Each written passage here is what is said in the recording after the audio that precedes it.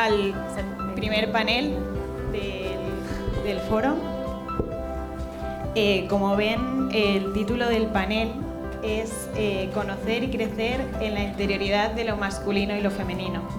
Como ven, tenemos 3 ponentes en este panel, en estas conferencias. Cada uno va a hablar de un aspecto, si bien de la mujer o bien del hombre, ¿vale? Y vamos a empezar con el padre Lisandro Escarabino, sacerdote de Fasta ante todo. Él ingresó en Fasta a los 12 años y desde entonces ha ido ejerciendo diferentes misiones dentro de la institución. En 2001 entra en el seminario de Fasta y realiza sus estudios en el Centro de la Orden de Predicadores en la ciudad de Buenos Aires, en donde ha recibido los títulos de bachiller en Filosofía y en Teología y profesor y licenciado en Ciencias de la Religión. En agosto de 2007 fue ordenado sacerdote y desde ese año hasta 2011 ha sido capellán en la obra de Fasta en diferentes comunidades de Fasta en Argentina. Ha sido capellán en numerosos campamentos, actividades de formación para jóvenes a nivel nacional e internacional y también ha colaborado en las fundaciones de diversos centros juveniles en varias ciudades y provincias de Argentina y en la ciudad de Quito, en Ecuador. Es miembro de la Sociedad Argentina de Derecho Canónico y participa en diversos encuentros de formación en el ámbito nacional e internacional. Y es miembro de la Comisión Canónica de la Fraternidad Apostólica Sacerdotal Tomás de Aquino. Tiene la palabra Padre Lisandro. Hola.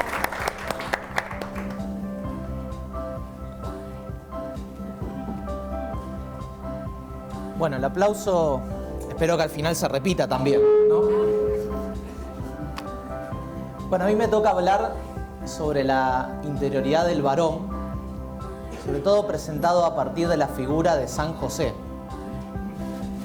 Estoy en desventaja, porque se habla de una vez de la interioridad del varón y 2 veces de la interioridad de la mujer. Y encima San José no escribió nada. Así que bueno, veremos qué se puede llegar a hacer, ¿no? Creo que esta puede llegar a ser una ponencia, una reflexión que sirva para que el varón pueda descubrirse un poco más, que pueda entender muchas de las cosas, cómo actúa, cómo es, y también para que la mujer sepa cómo es un varón, y también qué se le puede pedir y qué se le puede exigir y qué no se le puede pedir, ¿no? Por la forma de ser del varón. Ese es un poco el objetivo de esta ponencia. Yo la pensé como un viaje hacia la interioridad. Esta charla va a ser eso, un viaje hacia entrar adentro, como algo parecido a lo que hizo San Agustín. San Agustín, todos conocen su vida, estuvo buscando a Dios, buscándose a sí mismo, no se hallaba, no se encontraba, hasta que pudo descubrir que Dios estaba dentro. Y cuando descubrió que Dios estaba dentro, descubrió realmente quién era Él, ¿no? Entonces un poco esta charla tiene ese objetivo, entrar adentro del varón, descubrir quién es. Y cuando uno entra adentro del varón, lo mismo creo que va a pasar con la mujer, va a encontrar cosas muy buenas y cosas muy malas. Entonces, un poco esta charla va a ser algo así. Pero, para entrar en lo que es el hombre, tenemos que saber qué es el hombre. ¿Qué es el hombre en general? Hombre y mujer. El hombre es un ser diferente en toda la creación. Es un ser único. El hombre es esto. ¿Qué es eso? Piedras. ¿Qué compartimos con las piedras? La materia, el ser. Somos como las piedras.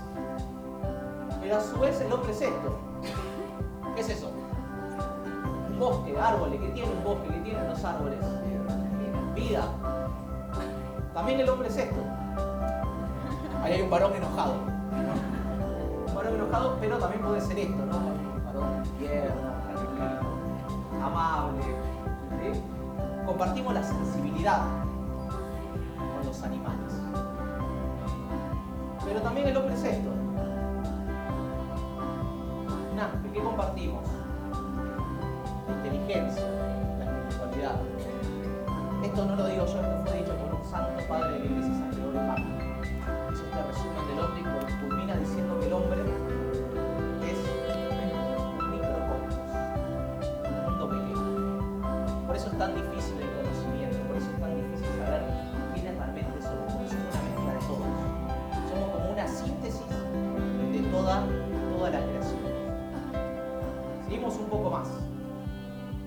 En el hombre se manifiestan las tres manifestaciones de vida, la vegetativa, la sensitiva, la racional, no están superpuestas.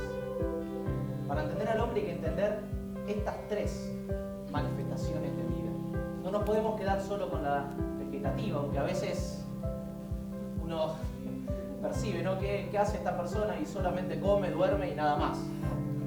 O la sensitiva, que todo pasa por la sensibilidad, ¿no? O tampoco por la racionalidad, porque el hombre, ya lo estuvimos viendo, no es pura inteligencia. El hombre nuclea estas tres formas de vida. Y nuclear estas tres formas de vida es la perfección natural del hombre. ¿A qué tendemos todos nosotros, hombre y mujer? A esta perfección, poder nuclear, poder llegar a este fin de la unidad de las tres manifestaciones de vida. Por eso vamos a hablar de la perfección que naturalmente tenemos que buscar. La palabra perfección viene del verbo latino perficere, que quiere decir hacer algo hasta el fin, hacerlo completamente, algo terminado. Algo es perfecto cuando algo está terminado. Y de aquí sale perfecto, lo que está terminado. Esto es algo perfecto, esto es algo que está terminado, que está acabado. Y también perfección es una cualidad de que es perfecto. Ya vamos a ir entrando y al final vamos a ver cómo desde la imagen de San José todo esto va a poder entenderse un poco. Bien, entremos. Vamos a separar lo que en realidad está unido, la realidad del cuerpo y alma. A veces cuando uno separa, entiende mejor, pero a su vez cuesta entender. Nosotros vamos a centrar en la primera parte en el hombre en cuanto cuerpo y vamos a ir el hombre en cuanto alma. El hombre en cuanto cuerpo, tenemos a un hombre, se nutre. El hombre se nutre. Hay un problema de nutrirse, guarda. Se puede llegar a terminar así, hay que hacerlo con la virtud, con el culto.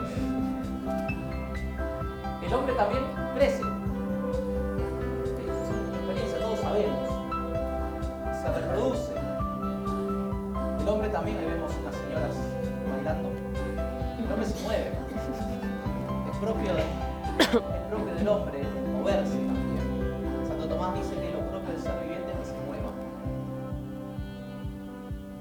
En cuanto a cuerpo, tenemos conocimiento sensible, los sentidos externos, olfato, gusto, tacto, vista, oído, los sentidos internos, el sentido común, la memoria, la imaginación y la cogitativa. Y tenemos apetitos. El apetito concupiscible, que tiende a las cosas agradables y fáciles de conseguir, y el irascible, que tiende a las cosas agradables y difíciles de conseguir.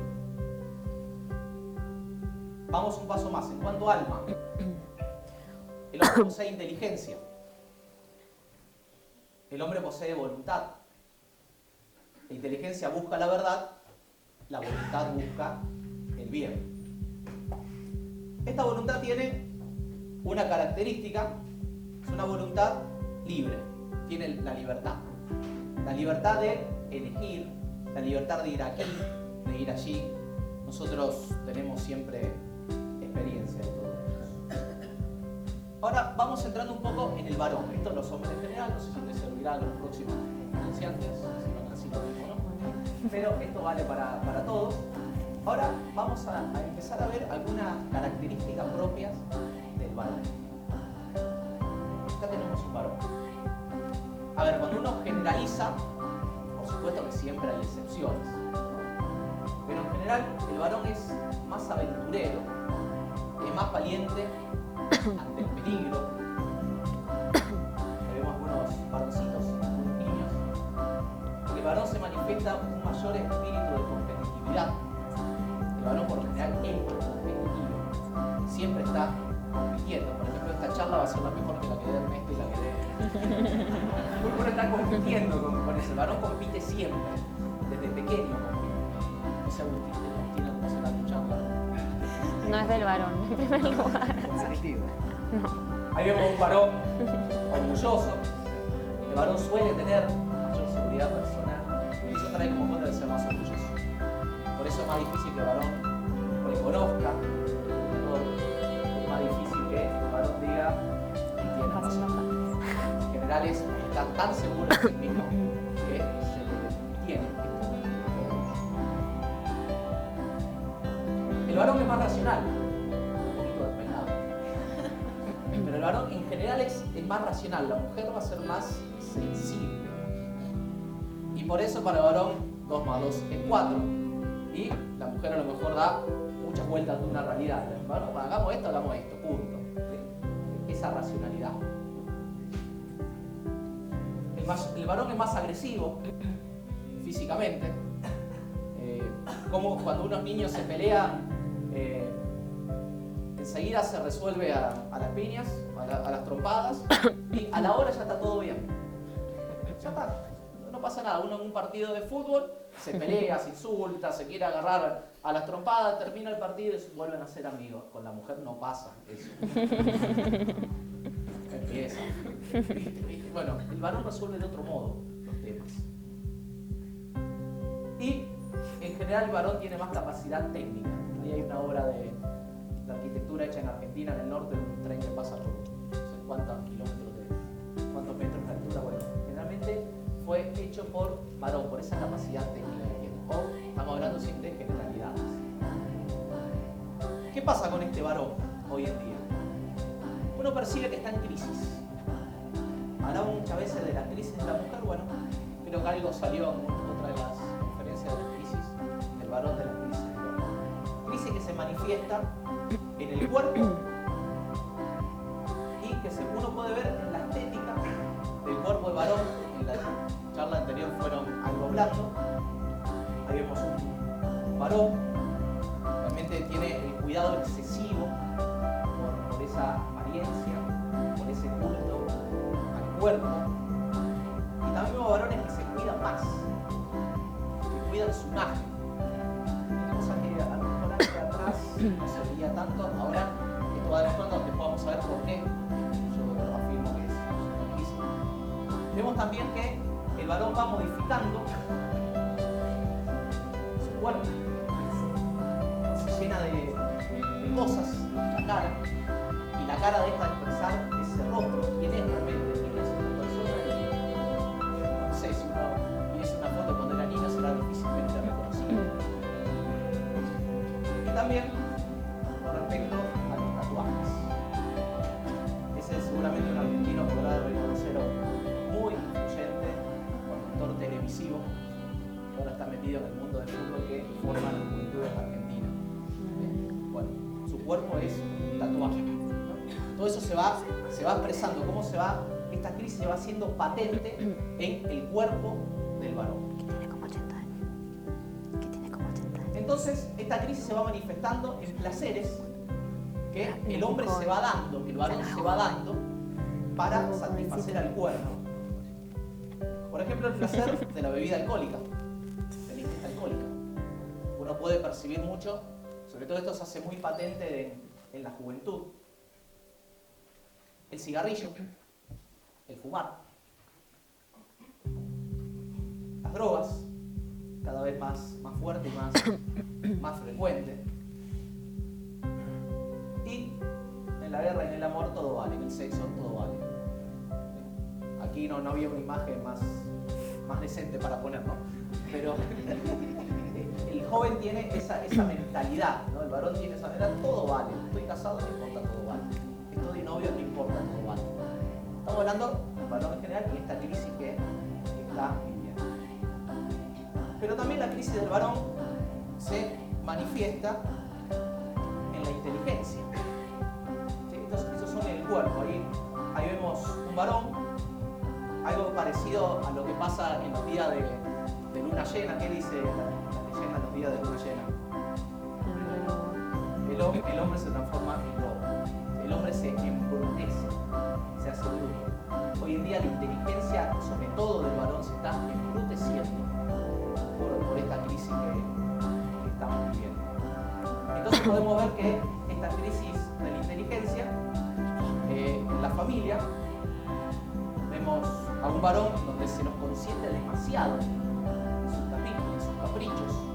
Entonces cuando a uno se lo consiente en sus caprichos, no se aprende a dominar las sensaciones, uno no se aprende a controlar. Me dice que hay una frase aquí en España, como es, no quiere sopa,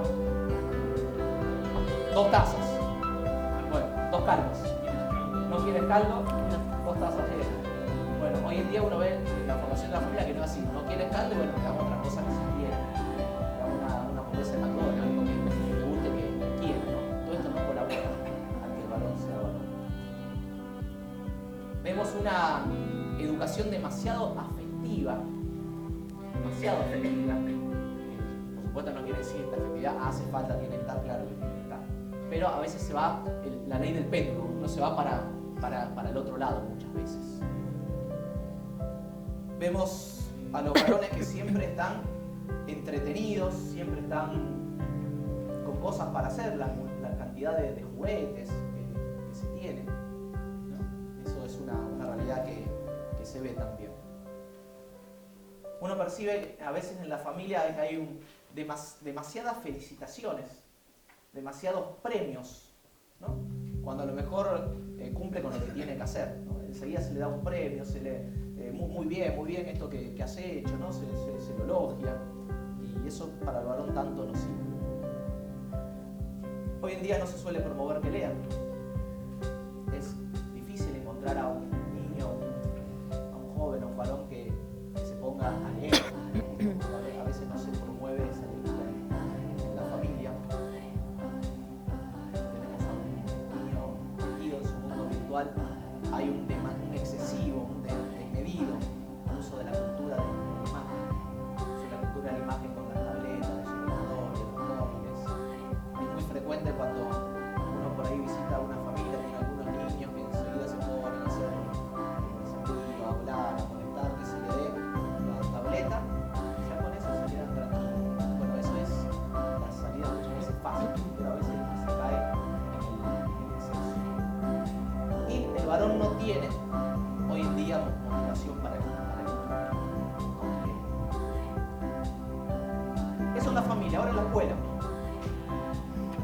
En la escuela hay un decadente rendimiento en el estudio y en la disciplina. Ahí tenemos a un profesor, una maestra que está agarrándose la cabeza por lo que ve en sus alumnos.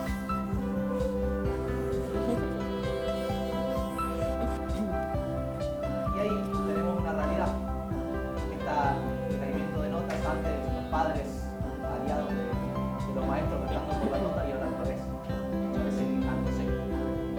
¿Cómo le has puesto? ¿Qué son las notas que le has puesto a mi hijo? Ahí tenemos pasándose un, ¿cómo se dice? Machete. Chuleta. Chuleta es un pedazo de carne para comer. Bueno, podrían pasar. ¿Sí? Es decir, no se fomenta el estudio. No se fomenta el estudio.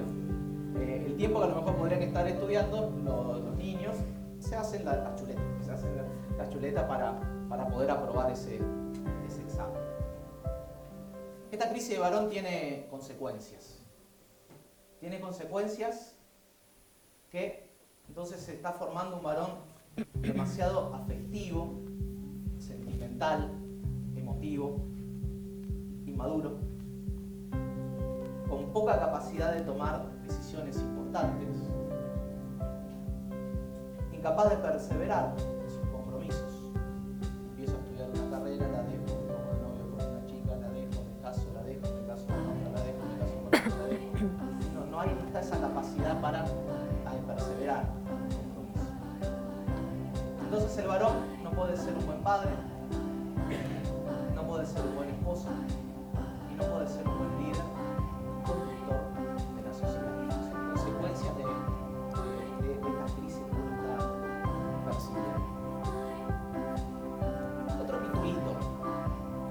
Entonces podemos hablar de que existe una energía masculina. Algunos libros utilizan este término. Energía masculina que tiene que ver con autoridad. El varón necesita tener autoridad, pero esa autoridad misericordiosa. Uno ya puede ir percibiendo que tiene Dios. Dios tiene autoridad, pero misericordiosa. ¿Cuántas veces en una casa eso se percibe en un padre? El padre que tiene autoridad, pero el padre después de que te enseña, que te sienta, te da autoridad.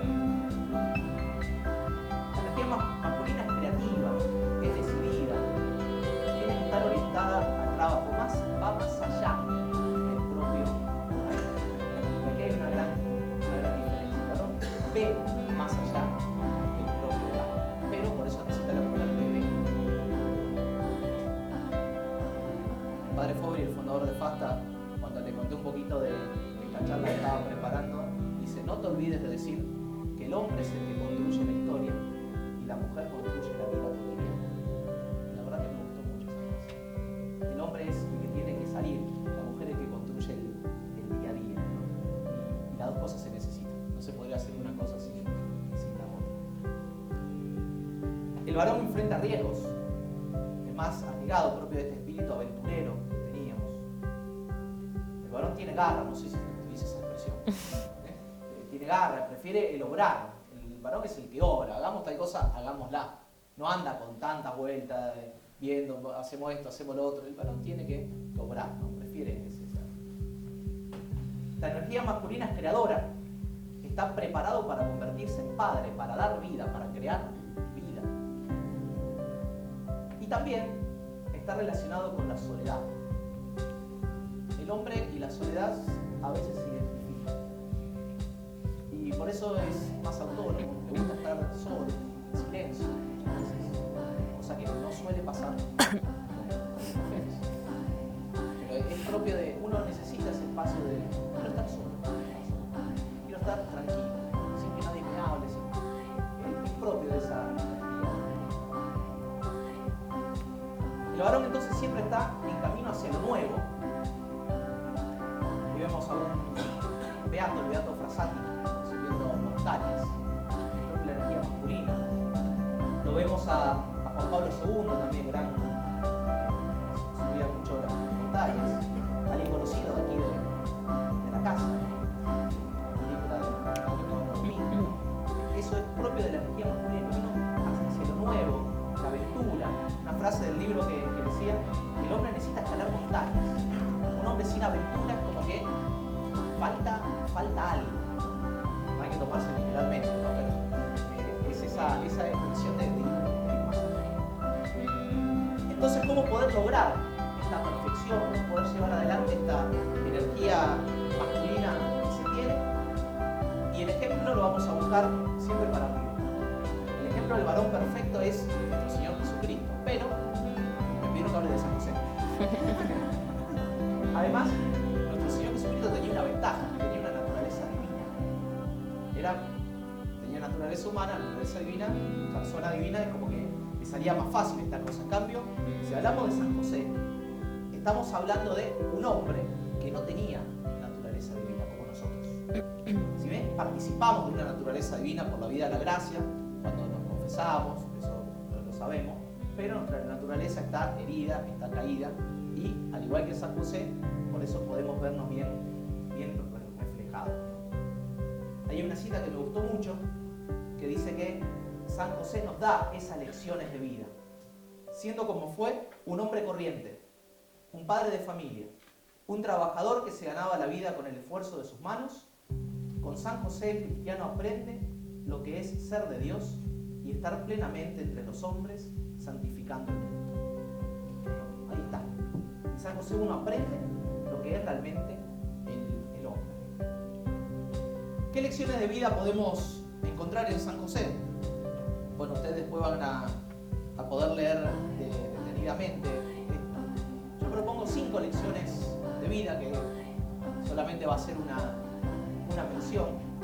Primero, San José es un hombre de acción. Uno lee en las Sagradas Escrituras que dice así, en Mateo 1:24: despertar, José del sueño hizo como el ángel del Señor le había ordenado. En esas palabras encontramos referido todo a San José. San José hizo, tomó la decisión. San José es el hombre de acción. Él, antes de que aparezca el ángel, había tomado otra resolución, abandonar a María. Lo iba a hacer, era su acción. Sin embargo, se le aparece el ángel, cambia de decisión, se queda, no pone condición, no delibera, no propone otras posibilidades. El ángel le dijo eso, él lo que va a hacer. Y él tiene que cuidar a la Virgen, tiene que cuidar al niño. Entonces se escapa de Herodes, se va para otra parte, ¿no? Y también lo vemos como hombre de acción. La lleva María a Belén para empadronarse. Escapa de la situación cuando está por tener a luz y se hospeda en el establo, lo que encuentra. No lo vemos a San José peleando con las cosas, deliberando. Y aquí hay una frase de Padre Forte que dice: en tiempo en que todo se delibera y todo es posible, en tiempo donde se relativiza toda verdad, todo criterio de verdad, nosotros estamos convocados para ser garantes de la verdad de Dios, todo Dios y del respeto de Dios, como fue San José. Él no deliberó, enseguida se puso a hacer. Y como hombre de acción es un hombre de trabajo. Está al punto que a Jesús se lo conocía como el hijo del carpintero. El hombre de trabajo. San José dignificó el trabajo. El hombre tiene que ser un hombre de trabajo. Pero también San José es un hombre de oración. Y quizás sea el tesoro más valioso que San José nos transmite. Eso es algo que dijo Juan Pablo II. El tesoro más valioso que San José transmite es ser un hombre de oración.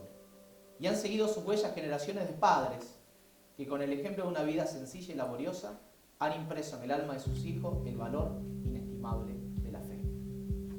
La oración de San José se basa en el silencio. En el silencio. José es el hombre del silencio, es el hombre de la escucha, es el hombre de la oración. Tercero, José es un hombre virtuoso. Podemos hablar de un montón de virtudes, pero lo vemos como hombre servicial. Su vida está al servicio de Dios, al servicio de su Hijo Jesús, al servicio de su esposa, la Virgen María. Es un hombre de fe, él cree. San José cree y hace. Y por otra parte, ese varón es el varón que Dios le confió el cuidado de lo más precioso que tiene que. Por otra parte, San José es un hombre de familia. Es el padre de Jesús. Y ahí se apoya la dignidad de la familia, la paternidad, es una responsabilidad de marido y de padre. Dice la Sagrada Escritura que Jesús iba creciendo en edad, sabiduría y gracia. Y ahí lo vemos a San José actuando, cuidando del niño, acompañándolo en ese crecimiento de edad, acompañándolo también en la sabiduría. José era el ejemplo que Jesús tenía. Él lo fue acompañando. Y también en gracia, que es cierto, era donde menos podía hacer San José, porque su hijo era una persona divina, pero también lo fue acompañando. José lo lleva a la sinagoga, lo lleva al templo, al hijo, que seguramente rezaban por la noche, oído por San José, ayuda a crecer en esta gracia. Y por último, José es un peregrino. Y aquí vemos un cuadro de Vicente López Portaña, que está aquí en Madrid, que el Papa Benedicto hace una muy linda explicación, muy bonita explicación de este cuadro. Dice: lo vemos a San José que duerme, pero se halla presto para oír al ángel. Duerme pero no duerme. Él nos invita a retirarnos a nosotros un poco del bullicio de los sentidos, a que recuperemos nosotros el recogimiento, a que sepamos dirigir la mirada hacia el interior y hacia lo alto, para que Dios pueda tocarnos el alma y comunicarle su palabra. Vemos a San José vestido, pronto para levantarse, pronto para agarrar al niño y salir, para cuidarlo. Y José va a morir sin haber visto manifestarse la misión de Jesús. En su silencio quedarán sepultados todos sus padecimientos y esperanzas. La vida de este hombre no ha sido la del que, pretendiendo realizarse a sí mismo, busca en sí solamente los recursos que necesita para hacer de su vida lo que quiere. Ha sido el hombre que se niega a sí mismo, que se deja llevar a donde no quiere. No ha hecho de su vida cosa propia. No se ha guiado por un plan que hubiera concebido en su intelecto y decidido su voluntad, sino que respondiendo a los deseos de Dios, ha renunciado a su voluntad para entregarse a la del otro, la voluntad grandiosa del Altísimo. No se haga mi voluntad sino la tuya. Palabra de su Hijo que muy bien antes ya San José la había cumplido. Termino con este consejo de Santa Teresa de Jesús. Querría yo persuadir a todos que fuesen devotos de este Dios por la gran experiencia que tengo de los bienes que alcanza de Dios. No he conocido personas que de veras sea devota y haga particulares servicios, que no la vea provechosa más aprovechada. Paréceme a algunos años que cada año solía elegir una cosa que siempre la veo. Si valgo torcida la condición, es la entereza para amar. Solo pido por amor de Dios que lo pruebe y que no me creyere, y verá por experiencia también que es encontrarse con su guardián de la revolución. Escuchemos pianinos, Carlos San José, la muerte de Dios, sobre todo por los varones, por el marido, por el hijo, por el amigo, por el novio, para que puedan ser imagen de San José. Gracias.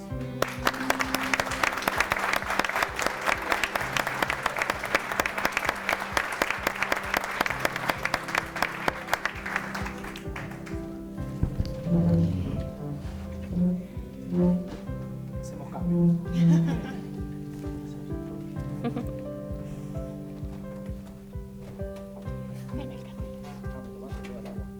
Casi. Dame agua, por favor. Todo el agua.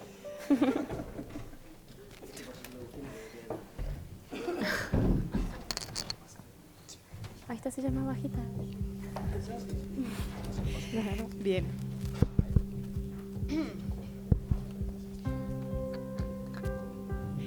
Continuamos. Muchas gracias, Padre Lisander, por tu ponencia. Continuamos con Agustina Visani. Ella nace en Córdoba, Argentina. Ella es laica consagrada, es caterina de Fasta.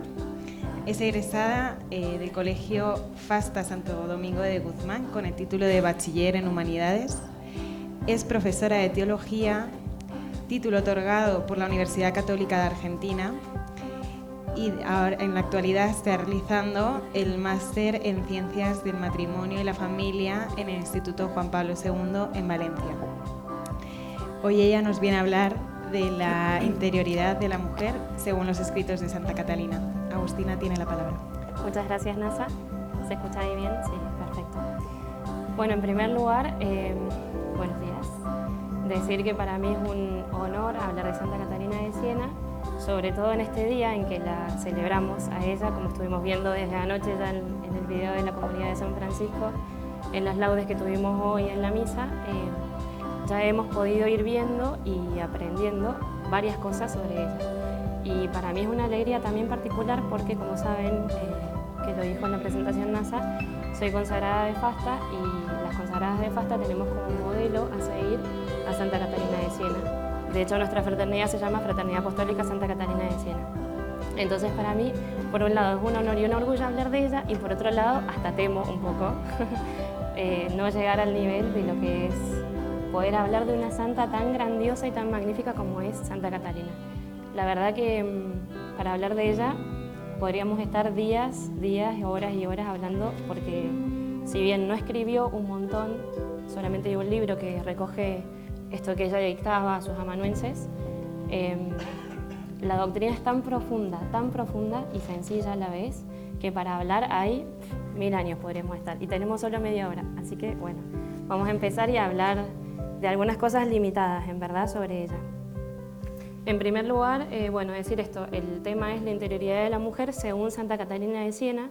Ella no explicó ninguna doctrina sobre lo que es el alma femenina o el espíritu femenino, pero vemos cómo ella, como mujer de su tiempo, vive auténticamente su espiritualidad como mujer. Entonces lo que vamos a hacer es ver cosas de su vida, de su experiencia, de su peregrinar, de su camino, que nos hablan de la espiritualidad femenina. Un poco para sentarnos más en lo que es la mujer en su espiritualidad. En primer lugar, ¿quién es Santa Catalina de Siena? Esto es elemental como para poder empezar a conocerla. Habíamos visto algunas cosas del video de anoche para los que estábamos. Yo mientras lo iba mirando decía, estos me están robando parte de la charla porque varias cosas ya se dijeron ahí. Pero bueno, vamos a hacer un pequeño resumen que nos va a dar como un pantallazo general de ella y es algo pequeñito de su contexto. Nace en 1347 en Siena, en Italia. Como le decía el video de anoche, que esto no le dice, es la número 24 de 25 hermanos, un montón. En esa época era normal también familias numerosas, más que las nuestras de hoy. A los 6 años tiene una visión del Señor que se le aparece sobre la Basílica de Santo Domingo de Siena, a donde ella solía ir a rezar. Ese día ella había ido a buscar agua a la fuente del pueblo con uno de los hermanos y en el camino de regreso tiene esta visión de Jesús. Cuando ocurre esto de la visión, ella decide, en su interior con 6 años, decide entregarle toda su vida y su virginidad al Señor.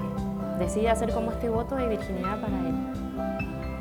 A los 12 años, costumbre típica de la época, la familia le empieza a buscar un hombre para contraer matrimonio, ¿verdad? Para ubicarla bien socialmente. Ella en principio un poco se deja llevar, la madre bueno, hace algunas cosas ahí para convencerla y al final decide volver a reafirmar la decisión que había tomado con 6 años. Para esto se corta el cabello. En esa época también el cabello bien largo era símbolo de la belleza femenina y una de las cosas para las mujeres que se estaban por casar era cuidarse bien el cabello y mantenérselo bien lindo, digamos, estéticamente. Ella, en un acto de valentía, estaba junto con un dominico, decide cortarse el cabello bien corto. De hecho, en Siena hay una pintura del momento en el que ella se lo está haciendo. Imagínense la reacción de la familia y de los padres, sobre todo de la madre más que nada, que no veían la hora de que la hija se casara. Para ella era una locura que ella hiciera esto en este momento. A los 16 años logra ingresar en el grupo de las mantelatas. Esto fue tras mucha insistencia, muchas. Las mantelatas eran terciarias dominicas, mujeres que habían sido esposas, que se habían quedado viudas, de edad avanzada, no eran jóvenes. Todas las condiciones que no reunía Santa Catalina, no estaba ni casada ni era una mujer mayor. Logra convencer a su madre para que les insista a las mantelatas para que la dejen ingresar, convence a la madre y al final la dejan ingresar. Ahí también otro de los logros de Catalina es conseguir en su misma casa una habitación muy pequeña que todavía está también en Siena, que se puede ir a visitar, creo que tiene 3x2, algo así, bien chiquitita, en donde se la dejan para que la use exclusivamente ella. Ella durante 3 años aproximadamente habita cotidianamente y casi todo el tiempo esta celda. En esta celda ella tiene encuentros a diario con el Señor, de eso también vamos a ir hablando un poquito más adelante. Pero bueno, esta celda es muy importante en nuestra charla, por eso también era necesario traerla ahora, para que la conozcamos. A los 19 años aproximadamente recibe la gracia del desposorio místico, místicamente se casa con el Señor en una aparición también de Jesús con la Virgen, que incluso le ponen el anillo de esposa, que luego no se verá, solamente lo puede ver ella. Y tras esto, el Señor le da como la tarea de salir hacia los demás, de salir al prójimo. Ella había estado unos 3 años aproximadamente en esa celda, muy bien, feliz porque estaba con el Señor, porque Él la visitaba a diario, y de pronto Él le pide que salga a los hermanos. Luego lo vamos a ver, pero este momento también para ella fue como importante, fue un momento un poco crítico, pero del cual pudo salir bien, por supuesto. Bueno, y en 1380 muere Santa Catalina en Roma. Dentro de lo que son sus enseñanzas, lo que vamos a destacar más en esta charla es la celda interior, o la enseñanza, la doctrina que ella hace sobre el conocimiento de uno mismo. Ella lo dice como el conocimiento de sí misma. Este conocimiento surge de la misma experiencia de ella y de lo mismo que va viviendo en su camino de fe, en su camino de profundidad espiritual. Como habíamos dicho, en esta celda, material, por así decirlo, que tenía en su casa, en la casa de la familia, mantiene a diario estos encuentros con el Señor. Él se le presenta, la visita, le habla, le enseña.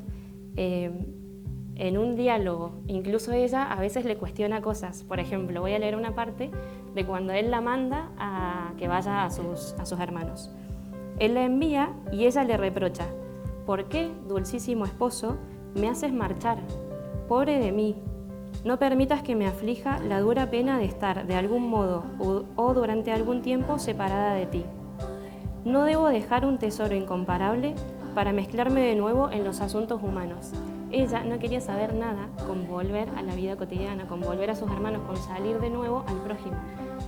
La entendemos y sabemos bien, como lo dijimos recién, qué acontecía adentro de la celda mientras ella estaba a solas con el Señor. Qué acontecía mientras ellos dos podían dialogar. Esto uno lo dice y parece bueno, como si fuera de lo más normal, y no es de lo más normal. El Señor que la visitaba a diario, y el Padre lo había dicho también en la homilía, a veces también con otros santos. Se le presentaba a Jesús con algún santo a conversar, a rezar con ella, a enseñarle y a estar un rato juntos. En esto ella tuvo este momento como de preparación, por así decirlo, a lo que venía después. Logra tanto separar su corazón del mundo que aunque esté en el mundo luego, sigue su corazón asentado en el Señor, no se desprende de Él. Él le responde, cuando ella le hace este reproche, le responde: no pretendo separarte de mí, más aún, deseo estrecharte más fuerte mediante la caridad del prójimo. Entonces, lo que él quería, mediante el servicio de ella al prójimo, era estar más cerca de ella incluso. Más cerca aún que cuando estaban en la celda interior, en la celda de la casa juntos. La sabiduría de Catalina es fruto de su unión con el Señor. Ya lo habíamos dicho también muchas veces, ella no es una filósofa, no es teóloga, no estudiaba, no sabía leer, no sabía escribir y es doctora de la Iglesia. Doctora de la Iglesia humilde, doctora de la Iglesia sencilla, con una espiritualidad y una doctrina eminente y profunda. Pero no es una doctora intelectual, es una doctora que recibe la sabiduría del Señor, de esta relación estrecha, íntima y esponsal que tiene con el mismo Jesús. El Papa Pío II, cuando la canoniza en la bula, dice que ella tiene una ciencia inspirada de lo alto, es una ciencia sobrenatural, es una ciencia que le viene de Dios, que no es de los hombres, que no es hechura humana. Bueno, no lo voy a leer, pero hay una partecita también en que ella le dice a su confesor, Raimundo de Capua, le comenta cómo Jesús la visita también, cómo le habla, cómo le enseña, para explicarle a él que la doctrina que ella enseñaba no era de aprenderla humanamente. Bueno, y pasando más en concreto al tema de la charla, ¿qué nos enseña Santa Catalina sobre la vida interior? La base de toda su vida, la base de toda su vida interior, de toda su espiritualidad, de todo su camino de fe, es esto que hablábamos antes del conocimiento de sí misma, del habitar en esta celda interior. Sobre esta base se construye luego todo su edificio espiritual. Sobre esta base, que es una base sólida y firme, va a establecerse un edificio también sólido y firme que no se quiebra ya luego por nada. Este conocimiento de sí misma lo divide como en tres. En primer lugar, el considerar a la criatura, el considerarse a sí misma como aquello dependiente de alguien, dependiente de un ser superior. Ella se ve a sí misma como débil, se ve como pequeña, frente a aquel que la ha creado, frente a aquel al que le debe la existencia, la vida y todo lo que tiene. Entonces, de aquí emana también, naturalmente, la humildad, de reconocerse como una criatura. En segundo lugar, la consideración de la redención. En la consideración de la redención es esto, de considerar también en el interior todo lo que el Redentor hace por la criatura. Ella, en su caso, por sí misma, todo lo que el Redentor le trajo para salvarla, para devolverle y restaurar en ella la gracia, esa gracia que pierde por el pecado. Y en tercer lugar, la consideración de los propios pecados y de la bondad de Dios. Esto también, el ver cómo uno es débil, cómo ella misma es débil y peca y le falta a Dios, y cómo Dios ante esto no la juzga, no la condena, sino que también es bueno, es misericordia, la perdona, está siempre dispuesto a perdonarla, a devolverle esta gracia original. De esta consideración de la criatura, de la redención y de los pecados y de la bondad de Dios, surge, como lo decíamos antes, naturalmente la humildad, nace en ella el deseo de no hacer nada por voluntad propia. Ella por voluntad propia se hubiera quedado en la celda, por ejemplo, durante toda su vida, pero decide someter su voluntad propia a la voluntad del Creador, porque reconociéndose como criatura, dependiente de Él, sabe también que la voluntad del Creador es la mejor, porque ella es pequeña, porque ella es débil, porque es frágil. Además de esto, surge también, en algún sentido, por eso lo digo entre comillas, un odio de sí misma.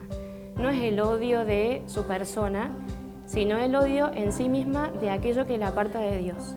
Es el odio en uno mismo del pecado, el odio del mal, el odio de los obstáculos que le ponemos a Dios para que Él obre.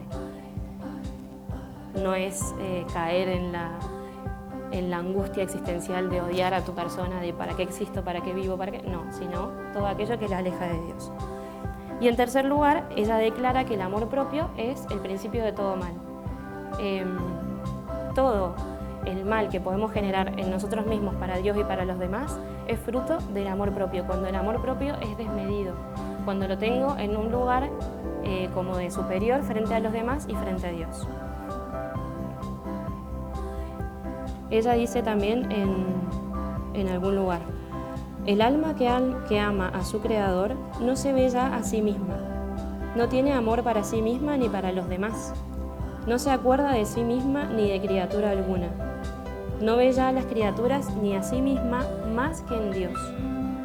El Creador se convierte en el fin principal de todas sus operaciones, y ella comprende que ha encontrado en Él todo bien, la perfecta felicidad, y ya no puede alejarse de Él.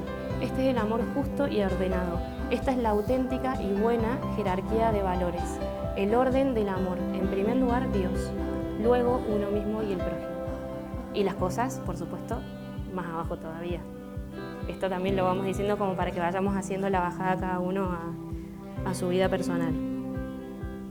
Cuando la criatura ama a Dios sobre todas las cosas y tiene ordenado este amor en primer lugar a Dios, todo lo demás se ordena en orden a este primer amor, como sería natural. Entonces ella tiene una confianza plena en la providencia, plena. Todo lo que hace lo hace pensando en Dios, todo lo que hace con los demás y con el prójimo lo hace para Dios. Y se olvida de sí misma, se olvida de comer, se olvida de dormir, se olvida de cuidarse. Lo decían también en el video de anoche, que estaba como famélica de hambre y no sé cuánto. Bueno, se olvida de sí misma porque todo lo hace en orden al amor de Dios y porque sabe que Dios va a atender sus necesidades, que Dios la va a atender en todo mientras ella se esté ocupando de los asuntos de Él. Eso mismo se lo dice Jesús, le dice eso: mientras tú te estés ocupando de mis cosas, tranquila que yo me ocupo de las tuyas. Ella descansa en esa preocupación del Salvador, por ella. Cuando tiene el castigo de los padres, a los 12 años, que se había cortado el cabello, el castigo que le da a la familia es servir a sus hermanos y a su familia como si ella fuera una sirvienta. En esto, bueno, también un poco lo decían, servía con un amor y con una entrega y con una generosidad a su familia, esto que era un castigo, en verdad no era ni un premio ni medio que lo hacía como obligada, pero lo usaba de motivo para servir mejor también al Señor. Entonces se ayuda de las cosas externas, de los acontecimientos de fuera, para ir hacia el interior, para habitar hacia